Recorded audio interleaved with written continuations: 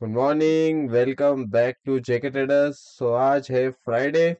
आज के मार्केट का सपोर्ट, रेसिस्टेंस और ट्रेंड के बारे में मैं आपको एक्नॉलेज करना चाहूंगा, और साथों साथ आज एक इम्पोर्टेंट इवेंट है उसके बारे में भी आपको बताना चाहूंगा। समय पहले आ जाते हैं डेटा की तरफ। हर हफ्ते में एक प्रेजेंट डेटा होता है जिसका सब मार्केट वेट करता है।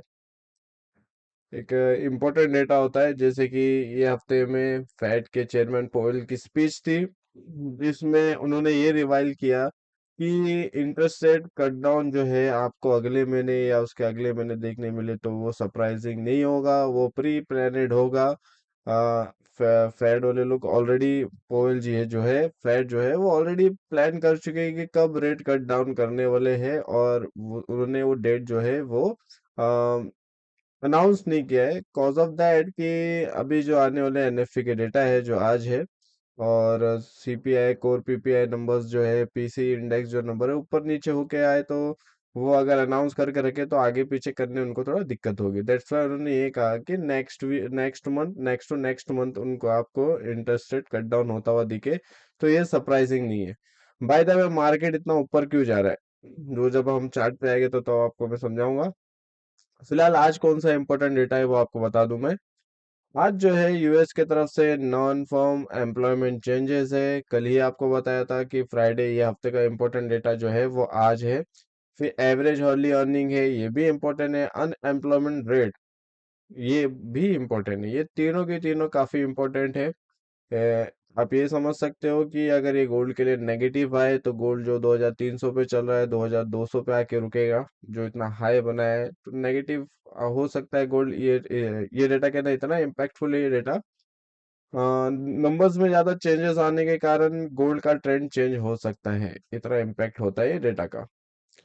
काफी टाइम हमने देखा भी है कि ज्यादा नंबर चेंजेस की वजह से गोल्ड के नेगेटिविटी या तो पॉजिटिविटी ये डेटा ने क्रिएट की है। दैट्स वाई ये डेटा को इतना इम्पोर्टेंट हम देते हैं।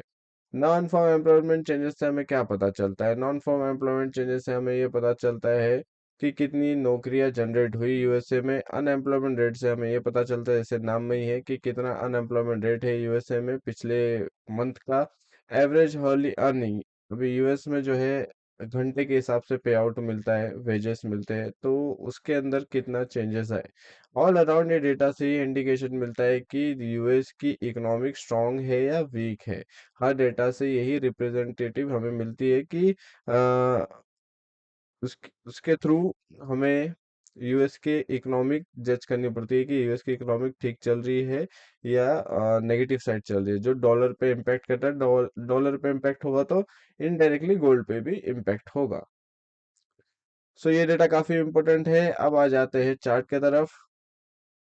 तो जैसे कि गोल्ड के अंदर बाइंग आने का कारण जो है, मैंने आपको पिछले वीडियो में भी समझा चुका है।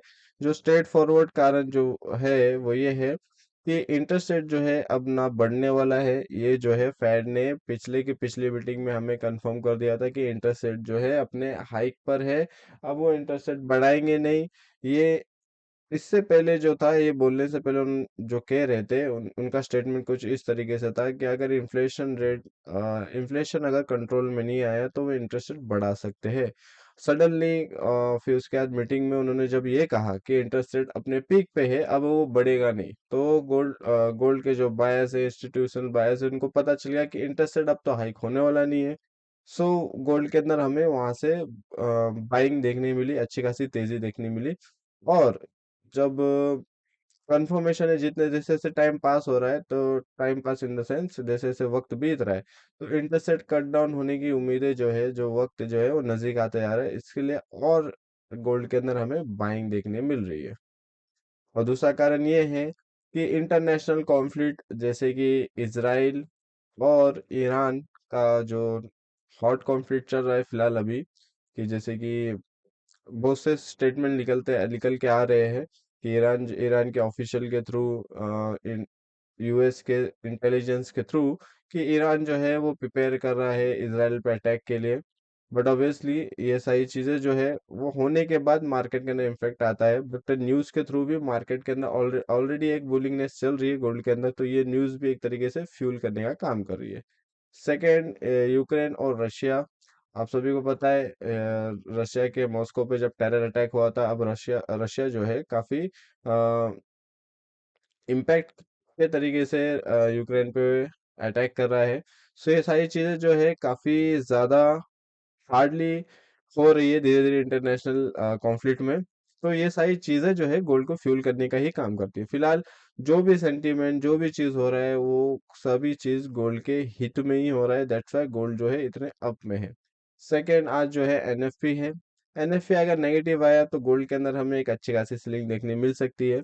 सो आज के जो मैं आपको सपोर्ट और रेसिस्टेंट दूंगा, उसकी वैलिडिटी सिर्फ रहेगी 6 बजे तक का। डेटा का टाइमिंग जो है मैं आपको बता दूं, डेटा भी 6 बजे रिलीज होने वाला है।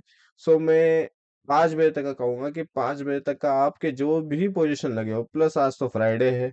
सो आपके जो भी पोजीशन लगे हो, बाय पे हो या सेल पे हो, तो अपने पोजीशन में स्ट्रिक्टली स्टॉप लॉस मेंटेन कीजिए।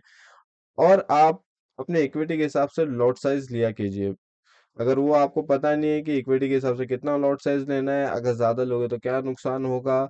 रमजान के बाद से वेबिनार हमारा स्टार्ट होगा, तो उसके अंदर प्रिकॉशंस किस तरीके से लेने हैं आपको मार्केट के अंदर पोजीशन लेने से पहले, अगर आप वो प्रिकॉशंस नहीं लोगे तो आपको क्या नुकसान हो सकता है, वो सारी चीजें हम कवर करेंगे रमजान के बाद जब वेबिनार स्टार्ट होगा तब।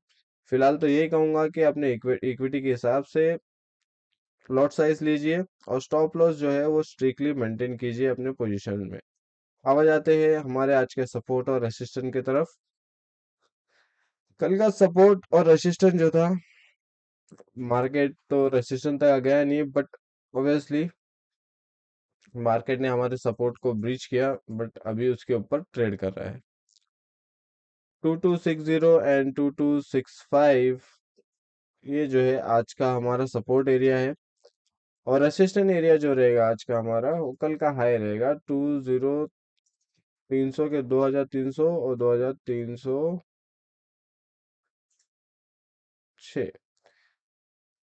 अब यहाँ पे ऐसा है कि अगर डेटा आया, अगर रेसिस्टेंट जो है 2 दिन से लगातार एक लेवल पे बना हुआ है, डेटा पॉजिटिव आया, रेसिस्टेंट ब्रिज हुआ, तो गोल्ड के अंदर हमें नेक्स्ट मूव जो है 2320 तक का जाते हुए गोल्ड दिखेगा हमें।